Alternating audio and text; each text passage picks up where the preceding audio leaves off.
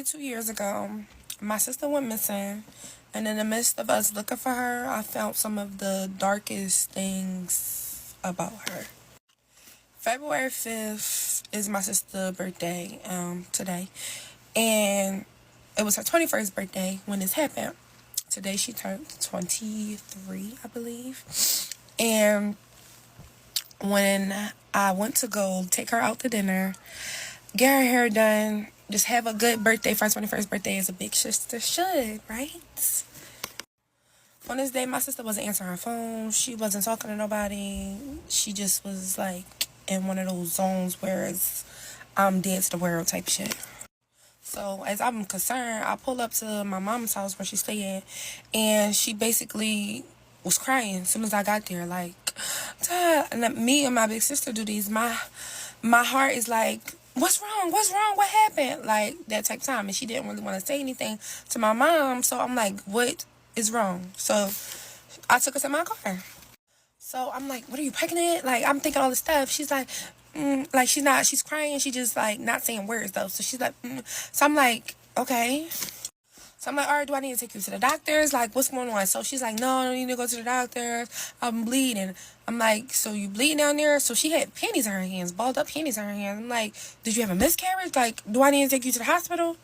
So she's like, no. So now I'm concerned.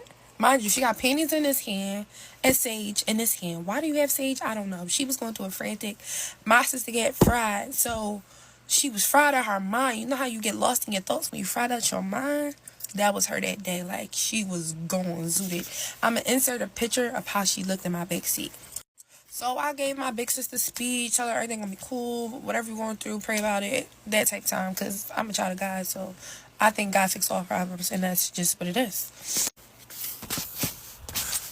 So then she says she's not pregnant. So I'm like, so what? Why are you bleeding? I'm confused. Now, my sister is very secretive. Like, nobody knows anything about this girl. She lives her life in a secret, okay? And it's a reason why. So after I had my speech with her, I'm like, all right, just go in the house, get washed up, I'm gonna come back. We're gonna go to the Dominicans, get your hair blow dry, and we're gonna go out to dinner tonight, right? So hours go past. I call my mom, like, is Lee ready? She like, Lee ain't here. So she left. So that night she left her phone. She went missing. Nobody knew where she went, right? You know, everybody know my sister has mental ill problems. Like, she needs to get 302. She needs her medication. Shit like that. But nobody in the family really take it serious. How they should. So I'm like, well, she said she was bleeding, so let's check the hospitals. So I'm calling the hospitals. They don't give you no information about nobody. So that was pointless. So I go to the hospital, see if I see her in like a waiting room, because in a Philadelphia hospital, you're not getting seen right away. So you might be in somebody's waiting area. She wasn't in the hospitals. So we riding around looking all over for her. Don't nobody know where she at. So that proceeds me to go through her phone. So as a big sister said, I'm going through her phone by myself. My mom not around. I'm going through her phone, and I'm like, all right, let me see the last people she was in contact with. Maybe I could call them and see if they spoke to her. So it was this one guy she was in contact with. He was like, oh, no, I haven't seen her in a couple days. Well, I was wrong. Mind you, my sister's 21 at the time. This man is like 30-something. So I'm thinking, like, maybe he got her, he kidnapped her or something. Like, all this bad shit is going through my head, right? Alright, it's getting late now, so nobody heard from her or whatever. We waited around, rode around, looking for her, nothing. We went to, like, her closest friends. She really don't even have any, so it was nowhere to look, to be honest. So the next day rolled by. I'm like, Mom, did Lee ever come home? No, she never came home. So now we putting out a police missing person report, right? We did that, but because it wasn't 24 hours, really, it's like, alright, we gotta wait a couple more hours, and then the police will go out and look for her, whatever the case may be. Cool. So then I'm on my detective type shit. I'm all looking at her room, looking for clues, just looking all over the room, right? Her room smells like fucking piss. Like, she been depressed in her room, pissing in a fucking cup. Like, her clothes is packed up like she finna run away. She got all her notebooks laid out on the bed. Her notebooks had secrets in there. It had all her passwords in there. So I'm like, yo, maybe she really went missing. So, like, we really scared at this point, right? So remember I told y'all she got mental issues. So we start calling like the mental hospitals to see like if she checked herself in or whatever like that. So she didn't check herself inside the mental hospitals, but then my mom found out that she was at Einstein Hospital. So what I do as a big sister, I go to Einstein Hospital. So they couldn't really give me no information, and I didn't see her in the waiting room. So I'm like, maybe she admitted. So I just waited a couple hours to see, like, maybe she get discharged, maybe she'll like come around. No. So someone told me just to like start going through her phone. Like, parents, check your kids' phones, and I mean that. So because the hospital ain't give me no information, I'm just going through her phone trying to like get clues where she could fucking possibly be or whatever, right? So I went down a rabbit hole I should have never went down, but God was revealing it to me.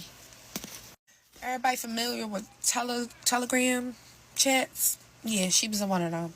But it ain't no scam, and it ain't no tricks or no fucking pics or no none of that in that bitch. What the fuck was in there, you'll never, ever want to see. Okay, this is part 2 of how my sister went missing and ended up doing 40 years. Okay, so let's rewind. So I'm going through her phone. I'm in a Telegram chat, and it's some deep, dark shit in that bitch, okay? Now let's go back. Before I even get into it, let's go back. January 26th is my man's birthday. Remember, this was all happening February 6th. So January 26th is my man's birthday. I asked her to babysit my daughter. Now, this is a fresh year. We don't really get out. I try to do something nice for my man. We don't really get no babysitters, because the village ain't villaging over here, okay? But who was willing to watch my baby? My sister, who I loved and trust with all my heart, right? Who I never would think would do some crazy shit. Not to me, right? Now let's go back to what's in the messages. I told y'all she babysitted my kid, right? So I'm scrolling at her messages. I'm looking like, what the fuck am I watching? Child P? Oh, hell no. But my curiosity got the best of me, and I'm just scrolling and scrolling and scrolling. I should have stopped, but something just like, she's replying. Keep scrolling to see what this bitch is talking about. Y'all, she's saying some foul ass shit in the messages. Now, I'm going to put the full story time on YouTube, and it's going to have everything on that bitch. So make sure y'all subscribe to my YouTube channel.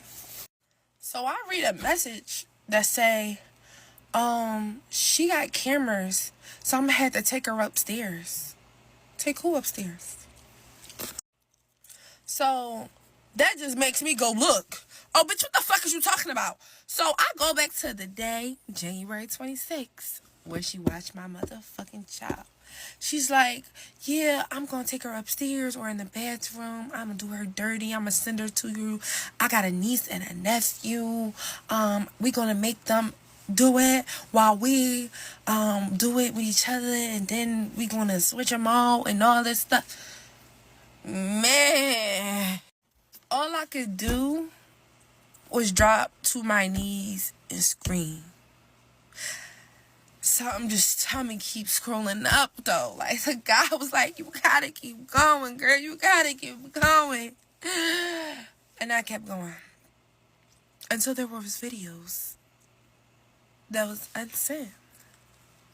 Like, she sent videos and he's like, oh my God, do something. Like, it's some, I don't even remember everything he said, but it just got me down on my knees crying.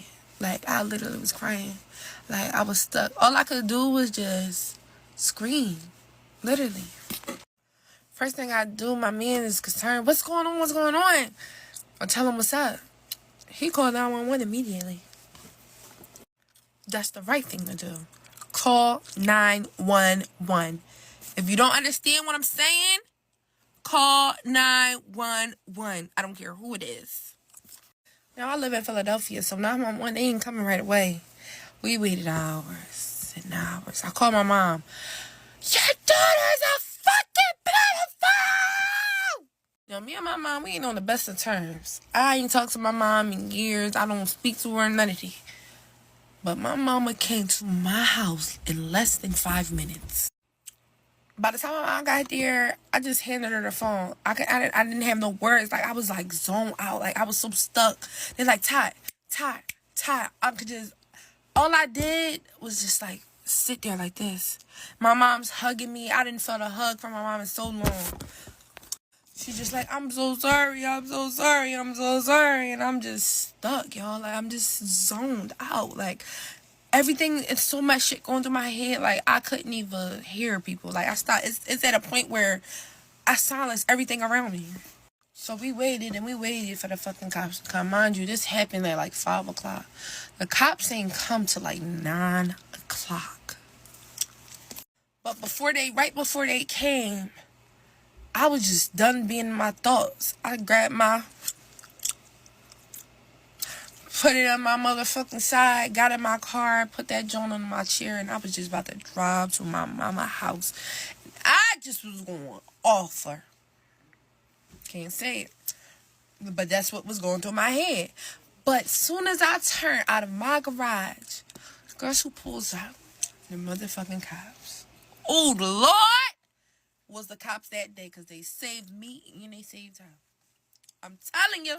Me and my big dad, I got 2 phones at this time, so I'm showing them all the stuff that I screen recorded off her phone. I mean, that I'm videotaped off of the phone that she had.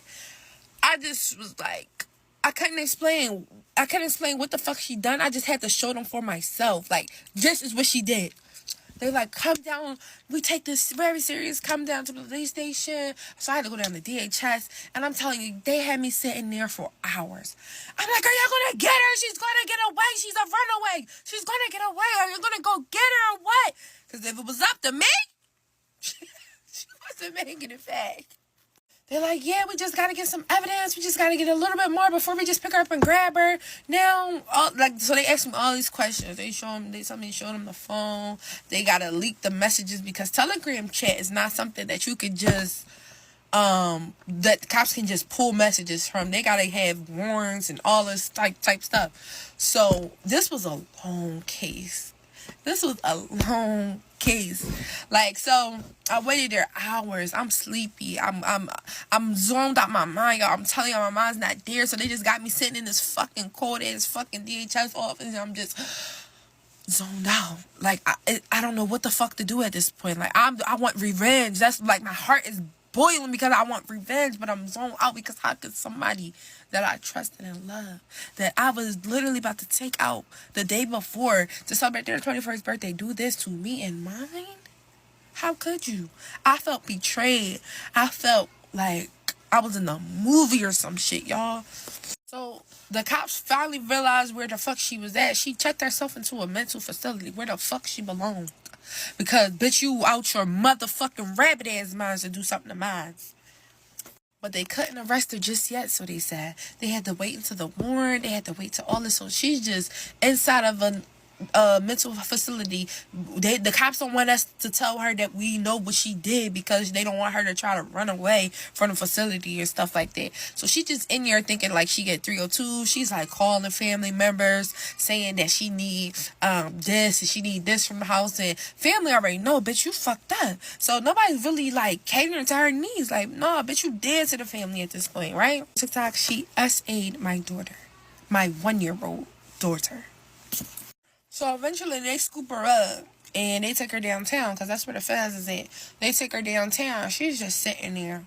So one day I get a call like, I'm sorry for what I done. This is blank. I'm sorry for what I done. No crying, no tears, no, like she didn't have no feelings about it. Like she wasn't really sorry. Like it's like she ain't sorry. She's saying that because the social worker right there, but she ain't fucking sorry. That's how I realized she was very, very sick in the fucking head. Because how could you do such thing and then have the fucking ability to call my phone just to say your blank ass, I'm sorry? What the fuck I'm going to do with I'm sorry? What's done is done. How are you sexually attracted to a 1-year-old? I don't understand. She was 1 year old at the time. Literally.